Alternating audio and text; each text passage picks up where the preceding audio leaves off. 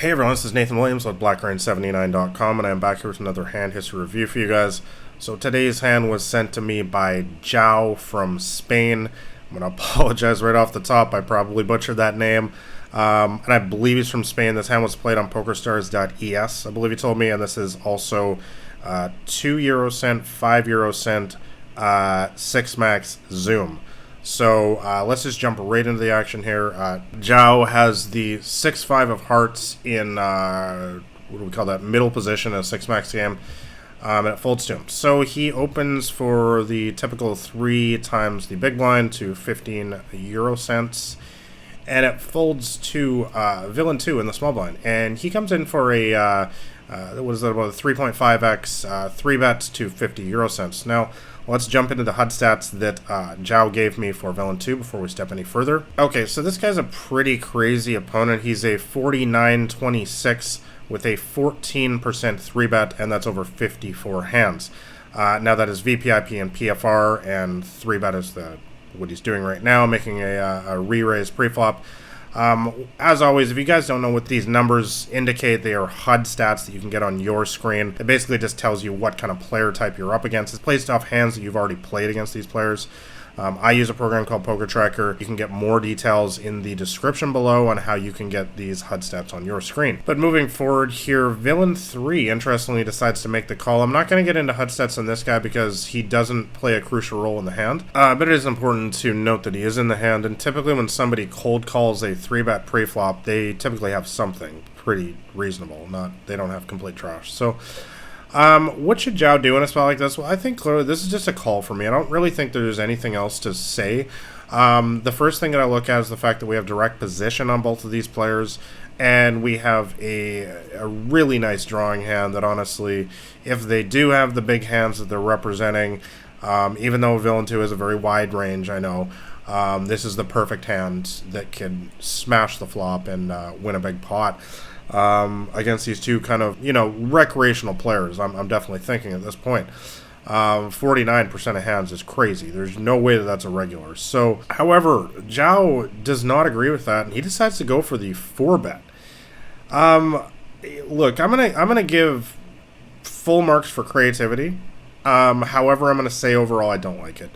I think it's getting a little bit too fancy at these stakes. I'd rather do this against a regular than against a fish, because I don't think that, a recreational player is going to fold very often here, and we have 6 high at the end of the day. We're putting ourselves in a situation where we're putting a lot of stack in the middle, and mathematically we're just, even against a 50% range, we're not doing that well with 6-5 suited. So honestly, I'm going to say that I'm not really a huge fan of this play. However, let's just see how the action plays out. Villain 2 does make the call, and Villain 3 gets out of the way. So let's go to the flop. So the flop actually is about as good as you can expect, when you get this much in the middle with a 6-5. The fact that we hit a pair is awesome. We also have sort of a backdoor straight draw there if it comes like a 4 and a 2 later on. So it's going to be on Villain 2 to act first. He doesn't even have a full, there's so much, with a 4-bet pot, there's so much money that's already in the middle that a lot of the times, players don't even have a pot size bet left, which is the case for both João and Villain 2 in a spot like this. So let's see what Villain 2 does first. He decides to check.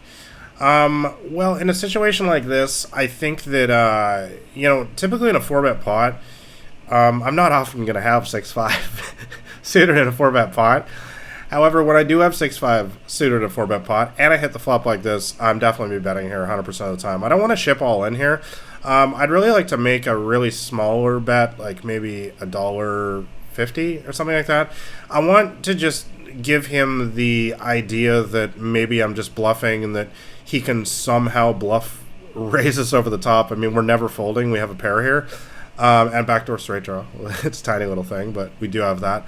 But interestingly, João decides to check back here. I'm gonna have to disagree with that again. I just don't see really what the point is. I can understand that in a single raise pot or a 3-bet pot, because you're looking for that, what I call deception value, which I talk about in my last book, the Micro Stakes Playbook. and getting bets out of him on later streets with an under-repped hand and stuff like that. But in a situation like this, where there's so many big blinds in the middle. I mean, it's 450, but let's talk about it in terms of big blinds, right?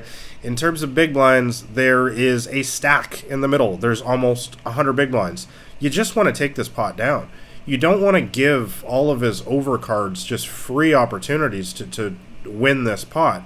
I mean, like I said, I think that we could just make a tiny little bet, even $1.20, even $1, just a teaser bet, just to maybe get him to do something silly, or to call perhaps with 2 overcards, so we're at least charging him something. So, you know, I know that there's Zhao, you're looking to be very creative in this hand, and I get that, but I don't think it's really the right spot to be doing this. I really believe that when pots, I mean, anytime you're in a 4-bet pot or more, I mean, I just want to take that down.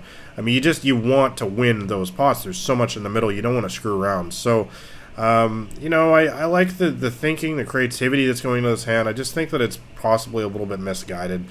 So let's go to a turn. So it comes with a 10, which is a good card for us because it's pretty unlikely that he has a 10 in his range, considering he checked the flop. And considering the fact that he 4-bet pre-flop, I don't expect him to have too many 10s in his range, unless he has pocket 10s or something, which is obviously insanely unlikely on this board. So Villain 2 checks once again, and Zhao decides to check again.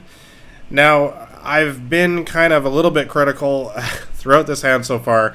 I got to be really highly critical now. Zhao, I think you're just making a massive mistake in a spot like this. I think you just got to get the money in at this point. I think you're just allowing all of his overcards to just get a free showdown to possibly beat you. I think that if he had...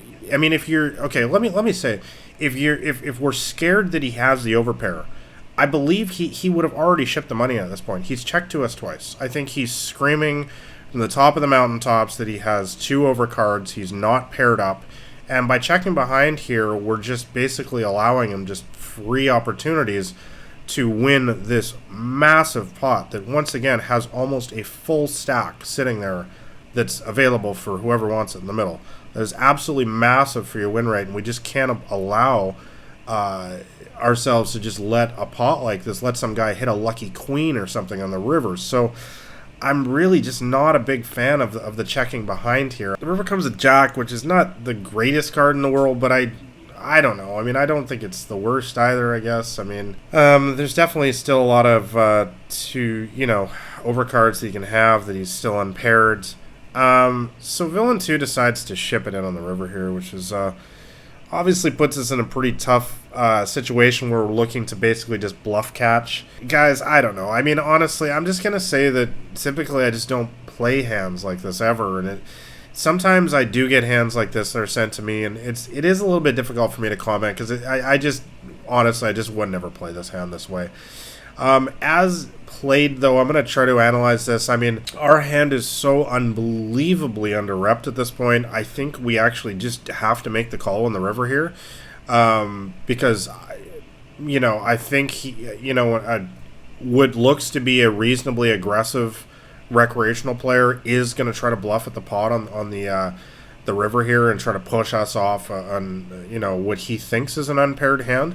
I mean, he clearly is putting us on an unpaired hand at this point, and he's trying to rep that he has something or just push us out of the pot. So so the one point that I'm actually going to agree with Zhao's decision in this hand is the river here to make the call, and we'll see the results. So it's a brilliant call on the river there. It's one of those hands that definitely makes you look like a genius. Definitely, look, poker is a results-oriented game, and in this hand, you got the maximum out of him. So, who am I to say this hand was not played well? I think that Zhao, I like the creativity a lot, but I think it's a little bit too fancy for the lower stakes, and I don't know that this is the optimal way to play this hand. If we run this hand over sample sizes of 10, 100, 1,000 instances. I really just like a more keeping a simple approach at the micros. And so for me personally, I would have just called the 3-bet pre-flop, especially when I'm in position, and I would have just taken stabs at it throughout, and just made him pay if he wanted to stay in the pot with his ace king there, which a lot of recreational players will do. However, I'm you know, I always enjoy the creativity, and actually, as I said in last week's hand, that I think this is the kind of stuff that will take you far, especially in higher stakes games. So, super interesting hand. So, thank you for sending me this hand, Jow. And I really hope my commentary was useful for you. I love the creativity. I'm just not sure that this is the best spot for it, and I'm not sure that these are the right stakes for it either. However, well played. You got his whole stack in this hand. I mean, what else can you say? So, as always, I want to know what your guys' thoughts are, though, in this on this poker hand. So let me know your thoughts in the comments below. If you enjoyed seeing microstakes hand history reviews like this, make sure you give this video a thumbs up. And also subscribe to my YouTube poker channel here, because I'm putting out hand history reviews like this and strategy videos roughly every single week at the stakes that you guys actually play at these lower stakes games. And this also applies to if you guys play live, $1, $2, $2, $5. The casino, there's a lot of the same type of players that you're going to be seeing in those games, and so this is the kind of stuff that's really going to help you progress in your games. As I always say, you can go watch high stakes poker hands on YouTube all day. That's why they got 1 million views on those hands, and I'll get 2,000 on this one, because everyone wants to watch the big dollar amounts and the $1 million all-ins, but that stuff is not going to help you guys in the games that you actually play in. So subscribe to this channel. I'm never going to be famous on YouTube. I'm only going to get 2,000 views on this video, but these are the kind of stuff that's going to help you in the games that you're playing in. So lastly, make sure you download a copy of my free poker cheat sheet. It's called Massive Profit at the Micros. It's a 50-page free guide that teaches you my complete strategy and how I dominate at these stakes. So thanks a lot for watching, guys. It's been Nathan Williams with BlackRain79.com.